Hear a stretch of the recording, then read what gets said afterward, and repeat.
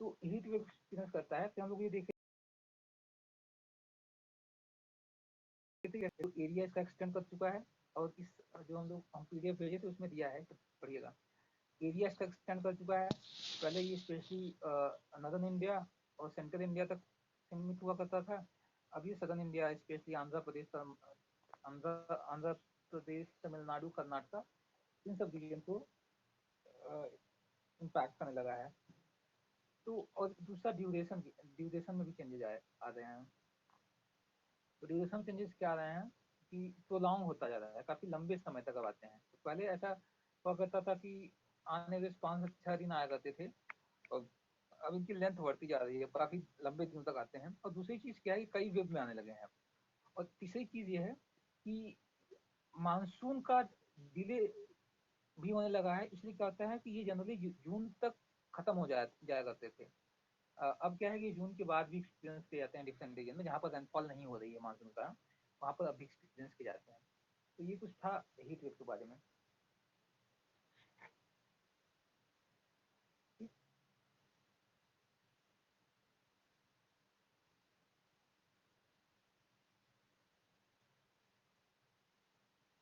तो अगर हम लोग सर एक क्वेश्चन है, जी अगर क्या कहते हैं किसी भी जगह का टेम्परेचर मतलब नॉर्मल टेम्परेचर 20 डिग्री है, अगर वहाँ पे क्या कहते हैं 25 हो गया फिर 26 हो गया, तो वहाँ पे हीट वेव कह सकते हैं कि वहाँ पे हीट वेव है। नहीं नहीं, हर जगह हीट वेव आती भी नहीं है ना। आप ये एरियाज क्या होते हैं कि जनरली कोस्टल एरियाज होते हैं। तो जहाँ पर डीप कॉन्टिनेंटलिटी होती है, जहाँ पर महाद्वीपीकरण होता है, वहाँ पर जनरली एक्सपीरियंस आते हैं। तो ये आईएमडी का, मेरी डिफिनेशन नहीं है, ये डिफिनेशन आईएमडी की है। तो आईएमडी ने जो रीजन डिमार्केट किए हैं, जहाँ जहाँ आते हैं, अभी तक इंडिया जहाँ जहाँ एक्सपीरियंस करता है, वो एरियाज उसमें दिए गए हैं। तो जनरली क्या होते हैं कि वो ऐसे रीजन पे ही कैलकुलेट किए जाते हैं। अगर साढ़े मीन 5.5 डिग्री सेल्सियस बढ़ भी गया, तो जानते हैं हीट वेव वो होता है जिसके कुछ हेल्थ इफेक्ट भी हों। तो हर चीज को हीट वेव नहीं बोलते हैं। मान लीजिए किसी कोस्टल एरिया में 20 डिग्री सेल्सियस टेम्परेचर हुआ करता था, ठीक है, मान लो 25 हो गया, 25 को कुछ खास हेल्थ इफेक्ट नहीं होते हैं। लेकिन हीट वेव के बहुत से हेल्थ इफेक्ट होते हैं, जैसे डिहाइड्रेशन हो गया, और भी ढेर सारे डिजीज होने होने चालू हो जाते हैं।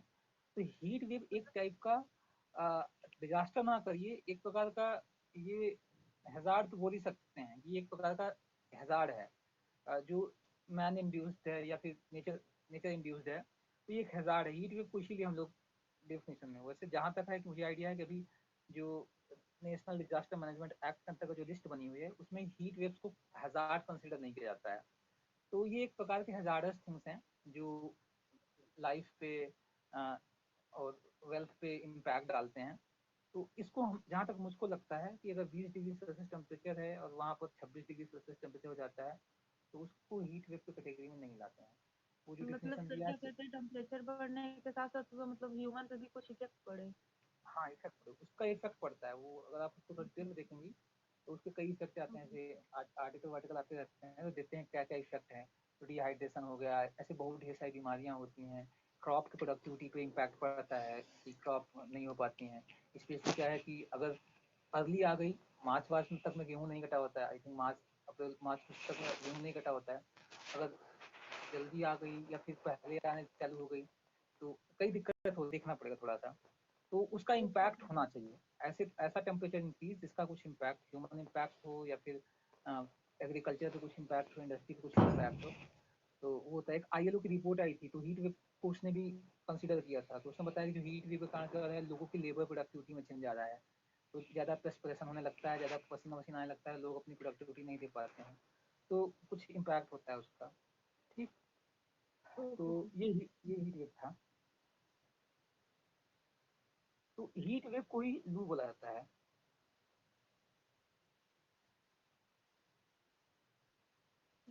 और डायरेक्शन हम लोग कल देखे ही थे कि डायरेक्शन क्या होता है जनरली इंडिया में। थार के डेजर्ट में क्या होता है कि हाई प्रेशर भी होता है, हाई टेम्परेचर भी होता है। तो दोनों कितना कंट्रास्ट है, हाई प्रेशर भी है और हाई टेम्परेचर भी है। लेकिन यहाँ पर हाई प्रेशर क्या है, एक डायनेमिकली है।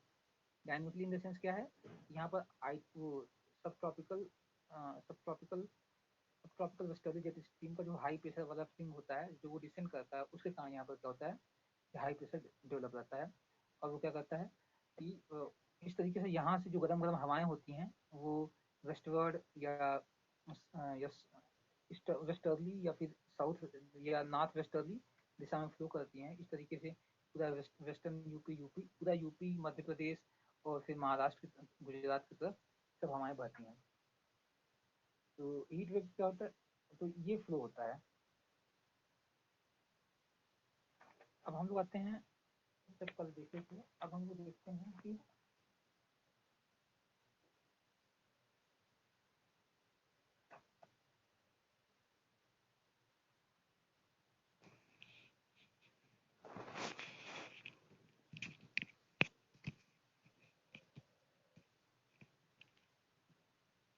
तो ये जो लू होते हैं ना, या जो हीट वेव्स होती हैं, ये जनरली क्या होते हैं कि इनका पीक टाइम होता है। मीन्स ये सुबह से बनना चालू हो जाते हैं। सुबह मतलब सुबह इनका कोई प्रभाव नहीं होता है, मान लीजिए 9 बजे तक है, फिर 12 बजे तक है, 4 बजे PM हो गया।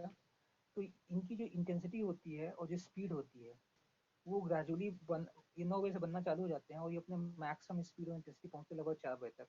फिर ये क्या होता है, इनका इंटेंसिटी और स्पीड क्या होता है, इंटेंसिटी और स्पीड जो होता है वो डिक्लाइन करने लगता है।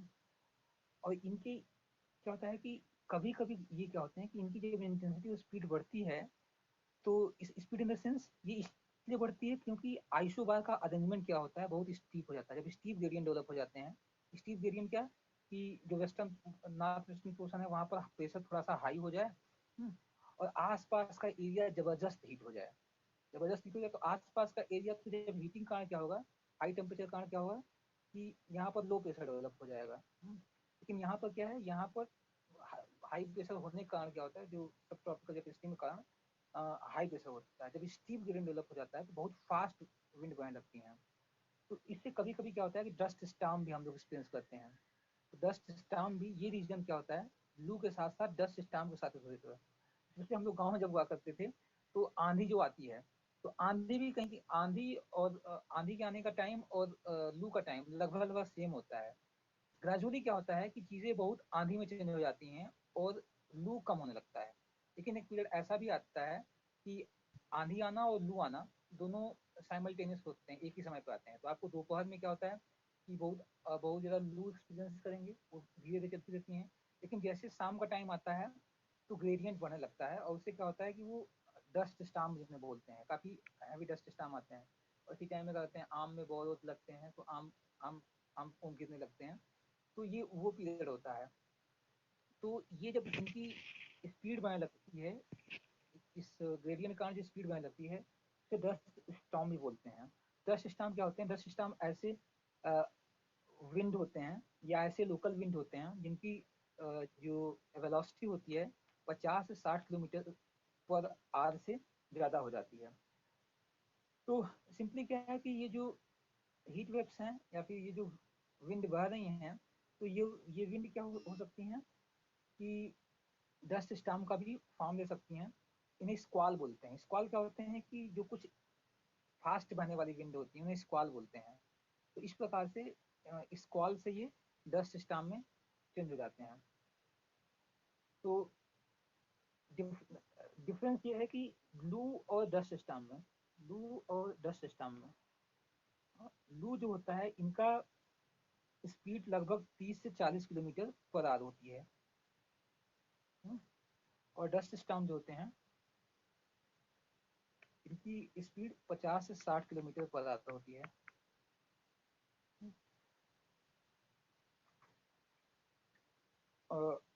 और डस्ट इनमें विजिबिलिटी ठीक ठाक होती है, मीन्स आप देख सकते हैं। लेकिन जब तो इनकी नहीं, डस्ट स्टार्म की विजिबिलिटी लो होती है। हाँ? लेकिन लू में विजिबिलिटी ठीक ठाक होती है। लू में इतना आंधी नहीं बढ़ता है, डस्ट वस्ट इतना नहीं होते हैं, इसलिए इनकी विजिबिलिटी ठीक होती है।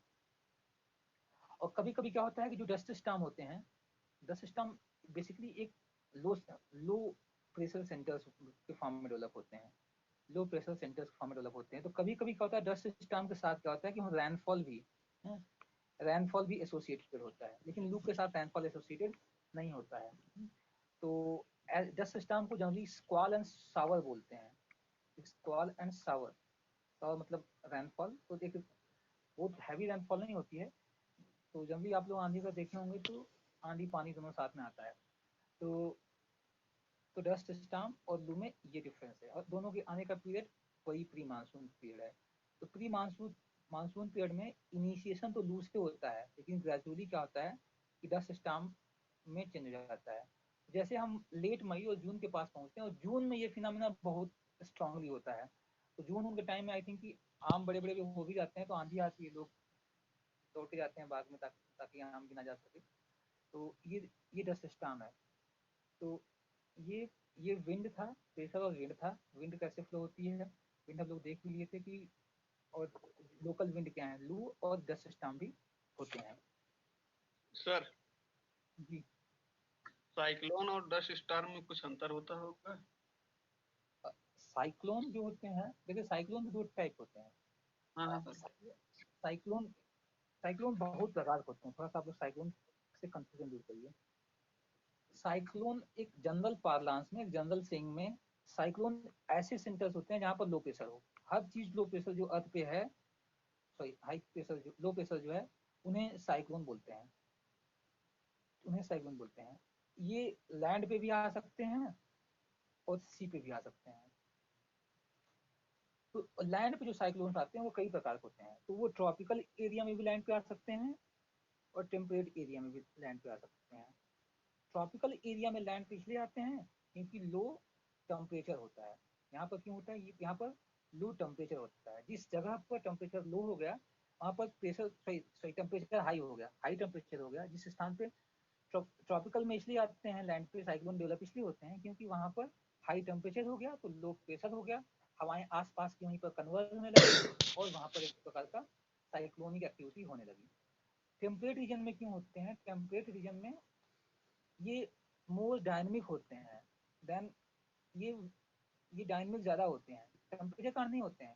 ज्यादा वहाँ पर जो हवाओं की दिशाएं चेंज होती हैं, एक हवा दूसरे हवा के ऊपर चढ़ने लगती है और ऊपर उठने लगती है, तो जिसे फंटोजेनेसिस बोलते हैं। तो इन्हें फंटोजेनेसिस, फंट फॉर्मेशन या फंटोजेनेसिस बोलते हैं। तो ये लैंड पे आते हैं, तो इसलिए बोला जाता है कि फंटोजेनेसिस क्या है, टेम्परेट टाइप के साइक्लोन जो होते हैं। तो जो शीतोष्ण टाइप के चक्रवात होते हैं वो लैंड पे भी बनते हैं, और ओशन, तो वो इर्रेस्पेक्टिव ऑफ लैंड है, ओशन है, जहां पर भी हवाएं एक दूसरे से लड़ने लगी और एक हवा ऊपर उठने लगी। हम लोग जानते हैं कि लो प्रेशर वहीं पर होता है जहाँ पर हवाएं ऊपर उठने लगती हैं, तो यहाँ पर डायनेमिकली हवाएं ऊपर उठने लगती हैं। इसलिए टेम्परेट रीजन में क्या होता है कि डायनेमिकली विंड जो होते हैं आपस में, या एयर मास वहाँ बोलते हैं, वायुराशियाँ आपस में जब लड़ती हैं, एक वायुराशि दूसरे ऊपर वायुराशि के ऊपर चढ़ती है तो फ्रंट बनते हैं, तो उन्हें टेम्परेट साइक्लोन बोला जाता है। तो लैंड पे बन सकते हैं, ओशन पे। और सी पे क्या होता है, सी पे ट्रॉपिकल साइक्लोन बनते हैं। यह ट्रॉपिकल साइक्लोन जो होते हैं सी पे जो बनते हैं, तो ये केवल ओशन पे बनते हैं। ओशन पे क्यों बनते हैं, यहाँ पर 27 डिग्री सेल्सियस जहाँ पर तापमान ऊपर हो जाता है, वहाँ पर वहाँ पर वहाँ पर हवाएं क्या होती, वहाँ पर एक टाइप का लो प्रेशर डेवलप हो जाता है, हवाएं वहाँ पर कन्वर्ज होने लगती हैं, और जब हवाएं कन्वर्ज होने लगती हैं, हवाएं वहाँ से ऊपर उठती हैं, तो आप लोग थर्मोडायनेमिक्स पढ़े होंगे, जब हवाएं ऊपर उठती हैं तो मॉइस्चर उनके साथ होता है। तो जब मॉइस्चर का प्रिसिपिटेशन होता है तो एक टर्म होता है कि लीटेंट हीट ऑफ कंडेंसेशन, वो एक गर्मी वहाँ पर पैदा होती है। तो वो गर्मी पैदा होती है तो जमीन पे फिर से इस एरिया में गर्मी और बढ़ने लगती है, और मतलब गर्मी गर्मी को री करता है, इसलिए यहाँ पर और ज़्यादा इवोपोरेशन होने लगता है। तो फिर कंडेंसेशन इवोपोरेशन, कंडेंसेशन इवोपोरेशन का एक साइकिल चलने लगता है। लेकिन जैसे ये साइक्लोन लैंड पे आते हैं तो उनको मॉइस्चर नहीं मिलता है, बार बार मॉइस्चर नहीं मिलता है, इसलिए रिटेंट हीट नहीं रिलीज होती है, और इसलिए क्या होता है वो वीक हो जाते हैं। तो साइक्लोन विभिन्न प्रकार के होते हैं, और भी और ढेर सारे टाइप होते हैं। एक हॉट कोल्ड साइक्लोन होते हैं, एक कोल्ड कोल्ड साइक्लोन होते हैं, तो अलग चीज़ है। तो कहीं पर भी बन सकते हैं। डस्ट स्टॉर्म्स जो होते हैं ये भी लो प्रेशर एरिया में एक साइक्लोनिक एक्टिविटीज के कारण ही बनते हैं। ठीक, और कुछ? ठीक। तो अगर हम लोग ये समय की बात करें, तो इस समय में हम लोग स्पेशली ये वाले रीजन है, वेस्टर्न नॉर्थ वेस्ट इंडिया और स्पेसिफिकली गैंगेटिक प्लेन का कुछ पोर्शन। यहाँ पर हम लोग डस्ट स्टॉर्म देखते हैं और लू देखते हैं। लेकिन क्या होता है कि बे ऑफ बंगाल इस समय तक में क्या कहते हैं, बे ऑफ बंगाल में भी क्या होता है, हम थंडर स्टॉर्म देखते हैं, थंडर स्टॉर्म और स्क्वाल देखते हैं। स्क्वाल क्या होता है, सिंपली क्या होता है, जब बहुत ज्यादा अमाउंट में हवाएं ऊपर उठने लगती हैं और कुछ हवाएं नीचे डिसेंड करने लगती हैं तो उन्हें स्क्वाल बोलते हैं। तो जनरली थंडर स्टॉर्म और स्क्वाल के साथ शॉवर होते हैं। तो इस एरिया, तो हम लोग जो इंडिया का नॉर्थ वेस्टर्न इंडिया है और नॉर्दर्न इंडिया का वेस्टर्न पोर्शन, यहाँ पर डस्ट स्टॉर्म भी देखेंगे और वेस्ट बंगाल में थंडर स्टॉर्म और स्क्वाल देखते हैं। इनका रीजन क्यों होता है, क्योंकि इस समय तक तापमान जून तक, मई जून तक तापमान काफी बढ़ चुका होता है। जब तापमान बढ़ चुका होता है तो काफी ज्यादा कन्वेक्शनल संवहनी करंट उठने लगती हैं। संवहनी करंट जो होती हैं, तापमान बढ़ने का क्या होता है कि लो प्रेशर डेवलप हुआ, संवहनी करंट ऊपर बढ़ने लगे, उठने लगी, तो उससे क्या होता है कि हवाएं जब ऊपर उठने लगती हैं तो उससे कहीं डस्ट स्टॉर्म आ रहा है, कहीं पर थंडर स्टॉर्म और स्क्वाल आ रहा है। थंडर स्टॉर्म और स्क्वाल के पीछे रीजन ये होता है, यहाँ पर कुछ सोर्स ऑफ वाटर होना चाहिए। यहाँ पर कुछ अवेलेबिलिटी ऑफ मॉइस्चर हो जाता है, उन्हें थंडर स्टॉर्म और स्क्वाल बोलते हैं। डस्ट स्टॉर्म जनरली क्या होता है, यहाँ पर जो प्रेसिपिटेशन का या ह्यूमिडिटी का अमाउंट कम होता है। यहाँ पर ह्यूमिडिटी इसलिए ज़्यादा होती है कारण बे ऑफ बंगाल की भी हीटिंग होने लगती है, तो बे ऑफ बंगाल पे लो प्रेशर डेवलप होने लगता है और जो थोड़ा सा लैंड वाला एरिया, यहाँ का लो प्रेशर आपस में अलाइन हो जाते हैं, तो इस प्रकार से यहाँ पर थंडर स्टॉर्म डेवलप होने लगते हैं। तो ऐसे बहुत से रीजन है। प्री मानसून में, समर रीजन में हम लोग यहाँ पर थंडर स्टॉर्म देखते हैं और स्क्वाल देखते हैं। छोटा नागपुर में भी, छोटा नागपुर प्लेटू में भी हम लोग थंडर स्टॉर्म देखते हैं। और फिर ऐसे बहुत, यहाँ पर हम लोग डस्ट स्टॉर्म देखते हैं और लू देखते हैं। फिर वेस्ट बंगाल में जो ये थंडर स्टॉर्म स्क्वाल आते हैं, इन्हें नॉर्थ वेस्टर बोलते हैं। क्या बोलते हैं इन्हें? North Wester. ये लोकल नाम याद पूछ लेते हैं, नॉर्थ वेस्टर बोलते हैं। ठीक। असम में जो इस समय एक्टिविटीज होती हैं, वहां पर भी थंडर स्टॉर्म स्क्वाल डेवलप होते हैं, उन्हें बरदोली बोलते हैं, बरदोली नहीं, बोरोदोली, बोरोदोली बोलते हैं और केरहा बोलते हैं, KRCHRCHERHA,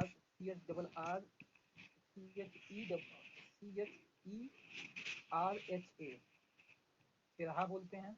और यहाँ पर वेस्ट बंगाल में इन्हें नॉर्थ वेस्टर बोलते हैं। और यहीं कहीं सर काल बैसाखी इसी को बोलते हैं ना? जी काल बैसाखी। हाँ, उसकी को काल बैसाखी बोलते हैं, काल बैसाखी बोलते हैं। और मीनवाइल क्या होता है, कुछ ऐसे एरिया भी होते हैं साउथ के एरिया में, इसमें वो हमको लगता है कि मैंगो सावर बोलते हैं कहीं पर। मैंगो सावर कहाँ बोलते हैं? यही सर पश्चिम बंगाल और थोड़ा सा नहीं नहीं, झारखंड। मैंगो सावर केरल, केरल में केरल। बोलते हैं मैंगो सावर। हाँ मैंगो सर सावर, आम्रवलसा ना? हाँ हाँ, हाँ। मैंगो सावर हो गया। और एक और कुछ नाम होता है, कहवा, कहवा। हाँ वो कॉफी वाला है, जो एक नाम होता है, वो कर्नाटक और तमिलनाडु रीजन में जो होता है, तो इसे इनका लोकल नाम होता है अलग अलग। ठीक। अब हम लोग आते हैं, तो ये विंड था। अब हम लोग आते हैं वेस्टर्न डिस्टर्बेंस का केस देखते हैं और ट्रॉपिकल साइक्लोन का केस देखते हैं। तो ग्रेजुअली क्या होता है, वेस्टर्न डिस्टर्बेंस वीक होने लगता है। तो जो नंबर ऑफ वेव्स आते हैं मंथ में वो कम आने लगते हैं। तो मार्च में आप देखेंगे कि 4 वेव्स आते हैं, फिर अप्रैल में जो होते हैं वो 2 वेव्स आते, 3 वेव्स आते हैं, मई में 2 वेव्स आते हैं, जून में खत्म हो जाता है, कि जून में मानसून आ जाता है। तो इस तरीके से जो वेस्टर्न डिस्टर्बेंस है वो वीक होने लगते हैं। अब हम लोग ट्रॉपिकल साइक्लोन के बारे में देखते हैं।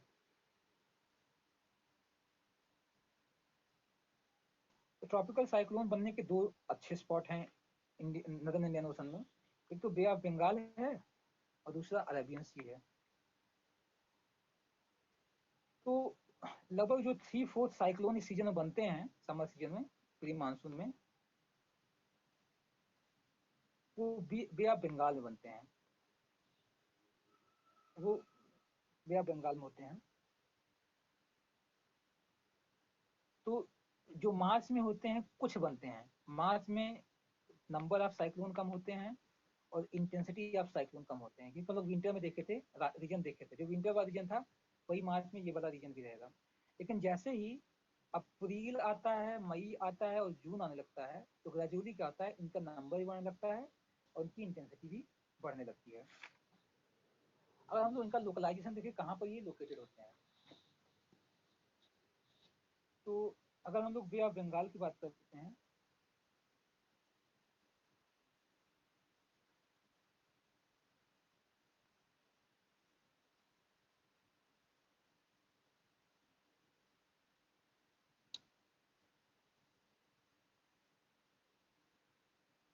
तो 10 डिग्री नॉर्थ, ये अप्रैल में जो बनते हैं, अप्रैल में जो साइक्लोन्स बनते हैं वो 10 डिग्री नॉर्थ के साउथ ही होते हैं।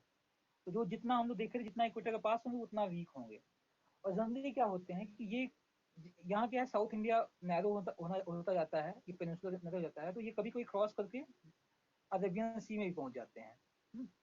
तो और जो मोस्ट ऑफ द साइक्लोन का इफेक्ट होता है अप्रैल तक, मार्च अप्रैल तक, वो कौन सा कोस्ट एक्सपीरियंस करता है, कोरोमंडल कोस्ट या फिर तमिलनाडु वाला कोस्ट एक्सपीरियंस करता है। लेकिन जो मई का साइक्लोन होते हैं, मई के साइक्लोन जो होते हैं, वो 10 डिग्री नॉर्थ के ऊपर भी डेवलप होते हैं। और इनका डायरेक्शन क्या होता है कि लगभग वेस्टर्न डायरेक्शन में मूव करते हैं। तो जो 60% साइक्लोन्स होते हैं मई के ऑनवर्ड बनते हैं, वो क्या होते हैं कि उनका डायरेक्शन वेस्टवर्ड होता है, या फिर ये ईस्टर्ली डायरेक्शन, मीन्स ईस्ट से वेस्ट की तरफ फ्लो करते हैं। और ये जाके उड़ीसा और आंध्र प्रदेश के कोस्ट पे टकराते हैं। 60% ऐसे होते हैं। कुछ क्या होते हैं कि वो नॉर्थ नॉर्थ नदर्ली कर्व हो जाते हैं, तो इन्हें बोलते हैं साइक्लोन की कर्विंग। इसको अब थोड़ा पड़िएगा कि साइक्लोन कर्व भी करते हैं। तो साइक्लोन की कर्विंग होती है और वो पहुंच जाते हैं वेस्ट बंगाल या फिर असम पे। और कुछ ऐसे होते हैं कि जो बहुत ज़्यादा रिवर्स टर्न ले लेते हैं, तो वो इन्हें रिकर्विंग इसे भी बोलते हैं। तो वो जाके म्यांमार म्यांमार के कोस्ट पे साइक्लोन फॉल होता है। तो साइक्लोन जब कोस्ट पहुंचते हैं तो उन्हें एक टर्म बुलाता है लैंडफॉल। जब साइक्लोन ओशन में बनते हैं, मूव करते करते करते करते कोस्ट पहुंच जाते हैं, उन्हें लैंडफॉल होता है। तो मई में 10 डिग्री नॉर्थ के ऊपर साइक्लोन बनते हैं और उनमें से 60% साइक्लोन जो होते हैं वो वेस्टर्ली डायरेक्शन में फ्लो करते हैं और वो उड़ीसा और आंध्र प्रदेश के कोस्ट पे टकराते हैं। और लगभग कुछ साइक्लोन्स ऐसे होते हैं जो नॉर्दर्ली डायरेक्शन में फ्लो होते हैं और वो वेस्ट बंगाल असम में इम्पैक्ट डालते हैं या लैंडफॉल करते हैं। और कुछ ऐसे होते हैं जो रिकर्व हो जाते हैं और वो फिर